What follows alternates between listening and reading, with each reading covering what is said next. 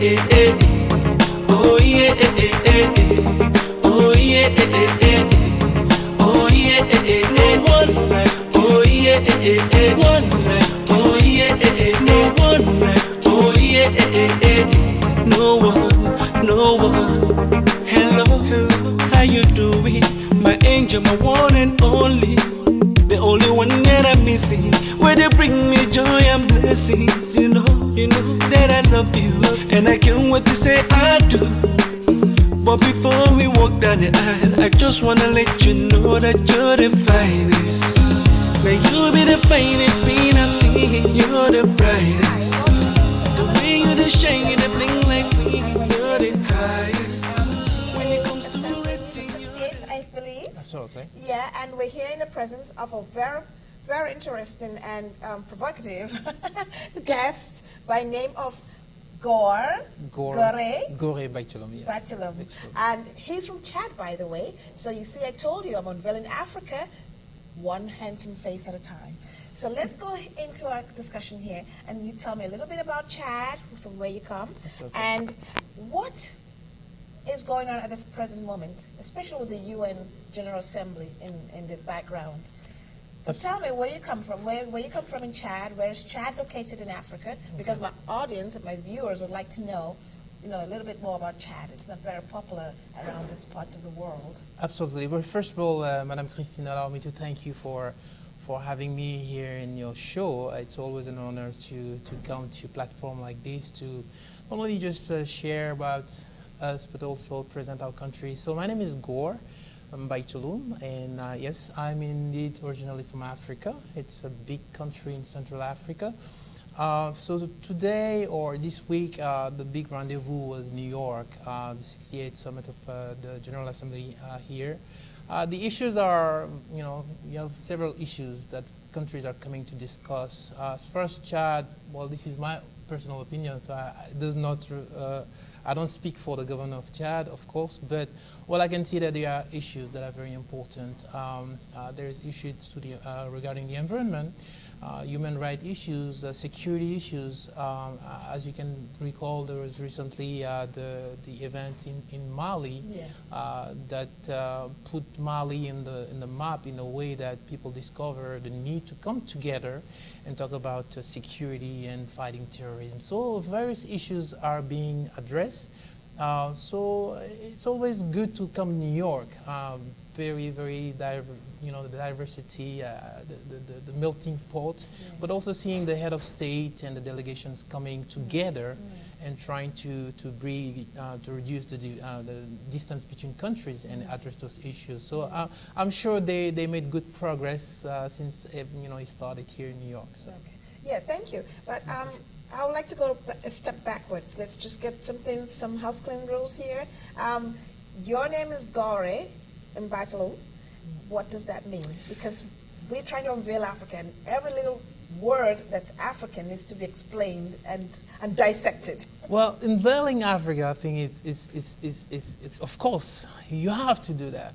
As far as my name, for what my parents told me, and maybe I stretched it a little bit, but Gore in Gambai, which is the language that I speak from the south of Chad, and you have 200 dialects and language speaking in Chad. Gore mean basically mold, design, and Mbaitoloum, if you break the name, Mbai is God, Toloum could be also kill or bless, but in this context is bless. Okay. So God bless me, Mbaitoloum, and Gore, design, create. So you can literally say God bless me because He created me. This wonderful, handsome you in our presence. Well, I don't know about that, but thank you. Now tell me this.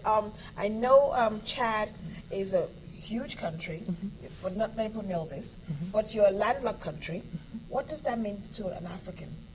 To an African today, Yes. because you have to also place that in today's context. Yes. It's a global village where people are moving, and we talk about commerce, economics, the need to go sell, the need to buy, the need to travel. So that comes with some challenges. Yes. But I think the government of Chad is doing a wonderful job as far as building roads, as far thinking about ways to let the people, the goods, go in and out. And in that they have regional and sub-regional organization that allows free circulation of goods. I think it's important because a landlocked country, basically in the traditional way, means you cannot do anything unless you negotiate with the neighbors. Yeah. And that gives opportunities to establish some good relation or bad relation. But as you know, history of Africa, violence and war, and sometimes you don't get along with your neighbors. So if the only access you have to the sea is with that neighbor that you don't get along with, then you may not get fish in your food. The diet. In the diet. So it gives opportunity for the countries to do more, to do more together. And I think, especially today, because unifying Africa is it's all we're doing here. I think if it's not happening, we need to go back and fix that, because I don't think we can go forward without a unified Africa. I mean, people talk about it, they sing it, they write about it, they did movies about it. But today more than ever, the unity of Africa is a must. I mean, look at the European Union, look at all the countries are getting together. And what we see in Africa is we have the spirit, we have even the resources. What is missing in that? I think there is a genuine, will of the leadership to do it, but we need to push the envelope and make it a reality. Yes. And I think it's coming. It's taking a little bit longer, but I think we have no other choice but to get there.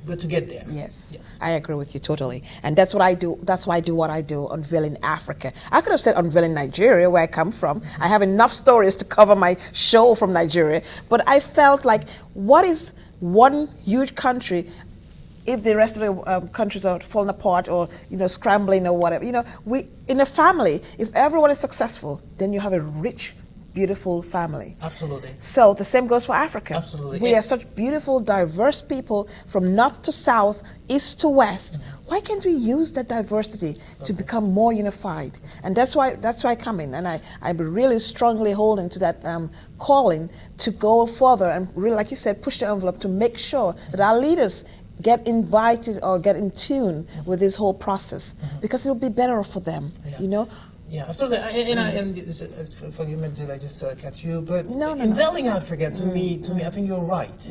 You're Unveiling Africa, and Africa is about being together. It's about family. It's about unity. If you go in our traditional structure, I mean, it's a place where when you show up to a family, lunchtime or dinner time, people welcome you. Yeah. You sit down, you eat. Yeah. If you travel to a village, you get there late, you cannot go forward. They say, spend the night. Right. What happened to that?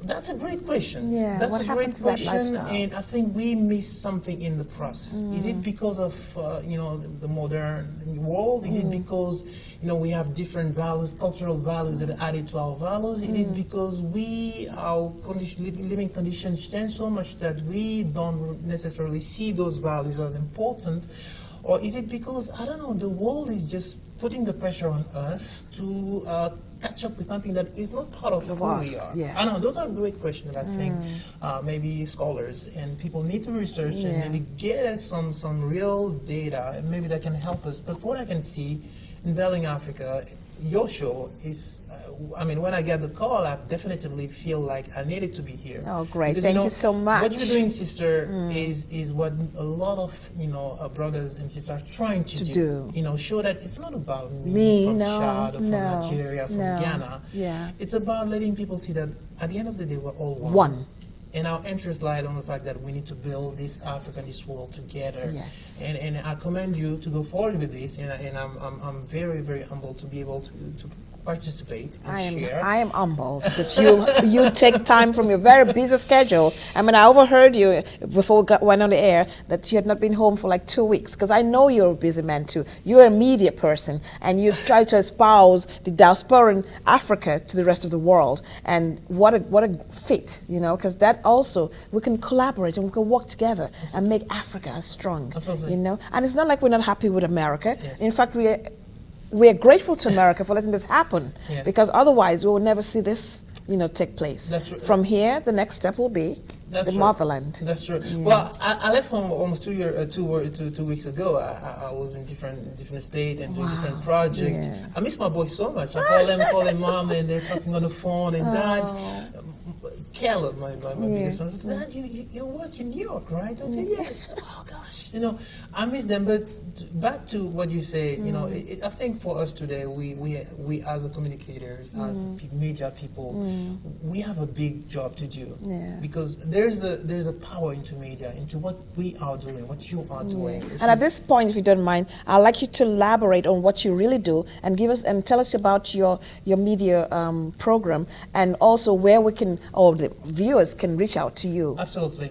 Well, my daytime job, if I can call it that way, We all have daytime jobs. I work for the Embassy of Chad as a press and cultural advisor in that regard, you know, advising the master, the institution in different front and promoting Chad. But aside also, I do a lot of media, and we started 2 years ago an initiative, Diaspora Future Media.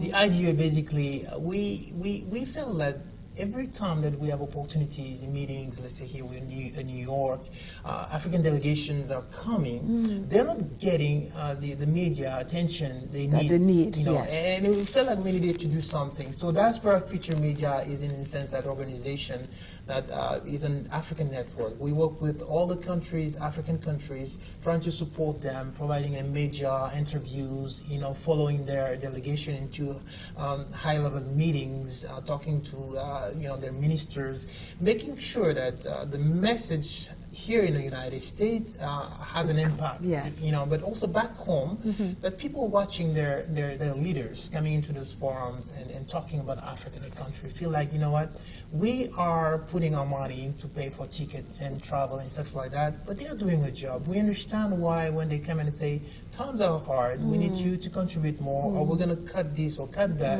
They feel like they understand. Yeah. So it's important for us to educate our people. But also the other thing that really struck me is that we do have talents in Africa. We do have bright young folks. Precisely. That something is missing in the chain. I feel like they miss like celebrating success stories. So that's Future Media, in a sense, is also about celebrating that. Okay. So our people can say, wow, you know what? I can do this. Yes. I can be a doctor. Yes. I can be a powerful media person. I can travel. I can contribute. I can come back in Africa and invest. So we're just trying to bring our contribution. Yeah. So those are the areas where I'm very involved. That's a powerful job you're doing. And may God bless you and guide you and give you the wisdom to go the length that it does entail. Now, as we continue our discussion, you have been at some of the high-powered level discussions here in the UN General Assembly, the 68th General Assembly. And how do you see Africa being portrayed, especially with regards to your country? Because I know you've had a lot of issues, especially your neighboring countries, with Libya up north, Nigeria to your northern western part of the country, Central African Republic, Sudan. These are hot spots in the world, and they're always in the news. I'm sure the average American knows about Sudan, Libya, you know, Nigeria. So how do you relate to these different countries, and how has this kind of forum brought some kind of worldly recognition of Chad? Absolutely. Because before today, I must confess, I didn't know much about Chad. I just know you're in northeastern part of my country, Nigeria, and Lake Chad. It's okay, and that's why we're here. Yes. I think that's why coming in to UN and coming in these television shows and talking about the countries I experience, it's important, because a lot of people don't know. You're talking about Chad, but I'm talking about Africa as a whole. A lot of people are still discovering that. You know, they don't understand that it's different countries. They're in Yes. different cultures, Yes. different people. They feel like we're all one in the same block. And the funny story, I think I was talking to a lady a couple of years ago, and she was like, "Oh, are you from Africa, right?" "Yes." And I said, "Yeah, yeah." And I grew up in West Africa. And he said, "Yes, my daughter worked in Zimbabwe. Did you met her?" And I said, "Oh, sure." Yes, I did. Yes, I did. Yeah, right. Anyway, so there are a lot of cliches that we need to Misconceptions, correct. yes. Now, back to your questions, and of course, this is my personal view and doesn't reflect the opinion maybe the government, and they can probably better express that. But for that, what I can tell you, Chad as a country came from very, very painful history of civil war and trouble. So if you look at Chad today, for people that know Chad, they truly appreciate how far we came and where we are today. Good. A lot of effort has been put forward by the government to stabilize, bring some peace with first of all, our neighbor. We used to have a lot of trouble with Sudan and stuff like that, but they work a lot to have some alliance and things that give a stability that allows development to take place. Good. You cannot do development When you're at war. when you have trouble and violence going on. And I think it was the priority for the country for a lot of years to stabilize, and people did not really appreciate that. They say, "Oh, you guys are spending a lot of money buying weapons and stuff." But the idea was to stabilize, to have a stable country, so we can talk about development, and that is happening. So to me, I'm very humbled that I can work with a country like Chad, because I can appreciate where they came from, Okay. and I can see the effort the government is putting Go forward. It's not perfect. Let's be honest. It's not perfect. No one is It's perfect. It's not perfect, but you can have the sense that things are getting better for the people. We need to trickle that into, in the development of the population and schools and education Right. and things Right. like that, and improve the quality of living of people. Right. Because ultimately, that's how you're going to measure the that, success. it's working. Right. So we are still in that process, but overall, it's a country that I think people that had a chance to travel to Chad. Maybe you should bring your show. Oh, definitely. I'm Bring a show coming. in My Chad. sister, one of your sisters, my Chadian sister, Yes.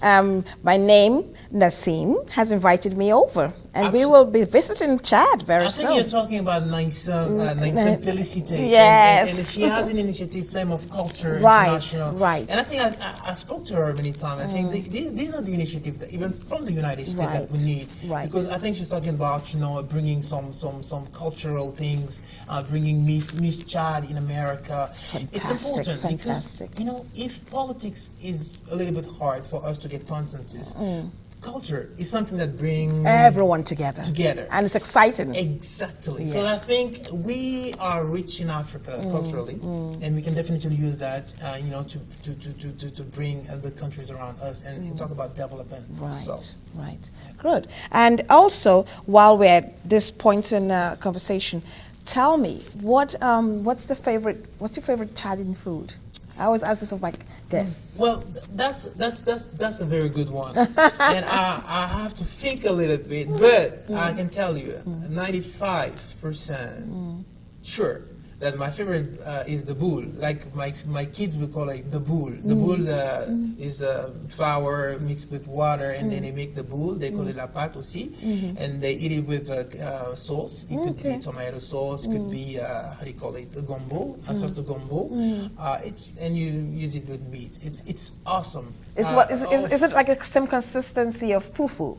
Definitely. I think in West Africa, Everyone loves fufu. It's fufu. So if you go in Chad and you don't see the fufu, then make sure you land it in Chad. Because, Okay. That's something that you will see everywhere. Everywhere, wow. And fufu is part of our identity. We love fufu. good. But of course, we have other foods. We have the kisar.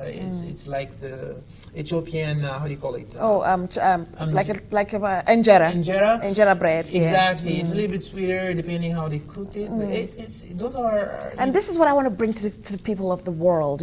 Like Africa has such diverse cultures, food, fashion, just customs that it's fascinating. Absolutely.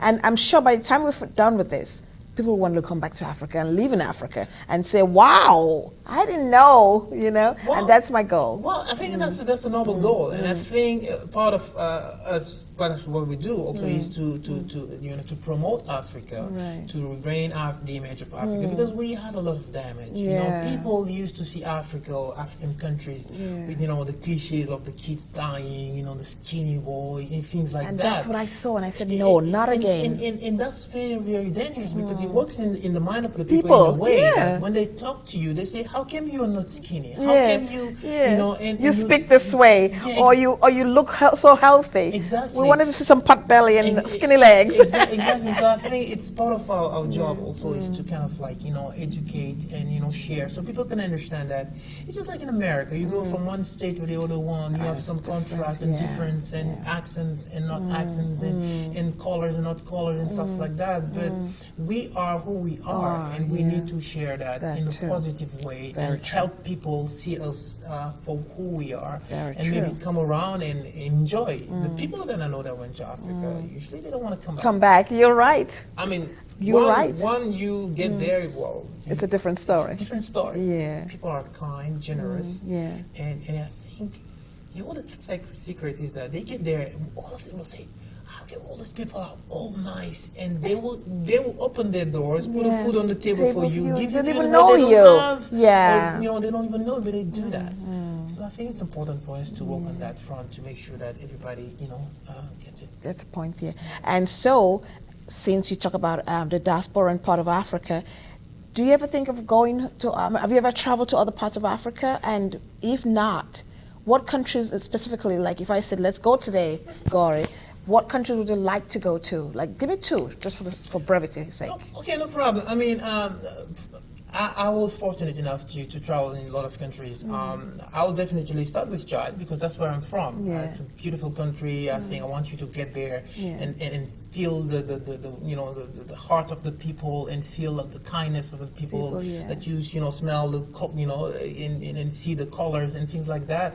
I'll take you to Chad. I'll definitely, without any question, take you to Chad. Good. You can travel to the south, travel to the north, to the east, go visit the mountains and the rivers and the lake. Lake Chad is a very beautiful lake. Unfortunately, shrinking, and people are talking now about helping reclaiming it. So I'll take you to Chad. You can discover Chad. From Chad, we can go to Burkina Faso. Okay. I happen to live there. Okay. Beautiful country. Really? Burkina, it has a lot of similarities with Chad. Even in the tribal, the way they live and the respect and things like that. And where's Burkina Faso? Just for the sake of my guess. Yeah, Burkina Faso is in a little like in West Africa. So if you go from Mali, you go a little bit south of Mali. Burkina Faso is there. Right I think if you go a little bit east, was it west? You probably go toward Ivory Coast. Okay. I'm not good in geography, but anyway. Or the Gambia. No, Gambia is a little bit. North. Gambia is if you go to Senegal. Okay. That's the second, the third country that will take you. Okay. Senegal. If you go to Senegal, Gambia is a small country in between. In between, the Senegal. So south of Senegal, and after Gambia, you have Casamance. Okay. So Gambia is there, and from Senegal you can go all the way to Guinea in the south, and if you go to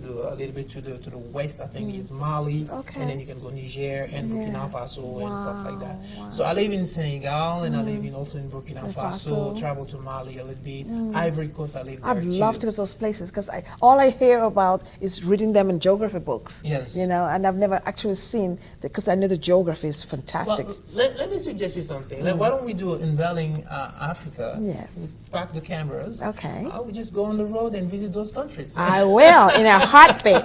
I will. We need some sponsors though. Okay, there you go. So Yeah. we need a big sponsor for this event. Think about it. The impact for your business to be Yes. able to be involved in such great- people will discover you. Yes. Yes. Thank you. So no problem. Yeah. So tell me now, at the end of at the end of the day, what do you want to be remembered by, or what would you? If I say, oh, Gore was a wonderful guy, we want you here for a much longer time though. But just at the end, when you've gone on to be with the Lord and the Savior, or whoever we call our special one up there, what would you want to be remembered by? What do you want to be? What do you want to put your name on?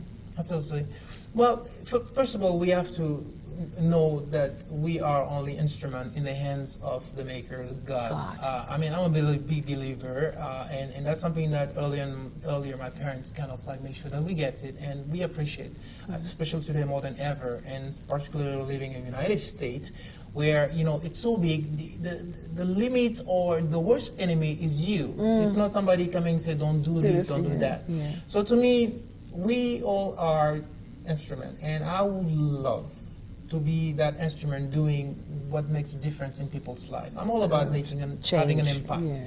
So, God gives me the opportunity to serve. I am serving in my capacity in media and trying to put countries on the map and being positive and empowering the youth and talking to young people, letting them see that it's possible. Oh, yes. We may not finish the job, No. but we have to push it the envelope in a way that the next generation that comes pick up from there. Pick up from there. And that's something that I would like to be remembered as someone that the pioneer that worked and pushed and was fearless and has the vision to do it. To do the right thing, and even if it costs you something, if it costs you, people are talking about you. If people are getting after you and trying to tear you down. The more they do that, you keep it up. Yeah. And to me, that's who I am. Yes. And I'm just praying and I'm asking the Lord to give me the strength every day to be able to push that. Okay. I get up in the morning, I say, thank you for giving me life. Yes. Thank you for keeping me safe. Yes. Let's go, let's do it. Yes. Like we do with my boys every morning after we're done praying. I say, you guys ready? And say, yep, let's go get it. Okay. And we all leave the house. So it's all about that. And I don't see myself as a big,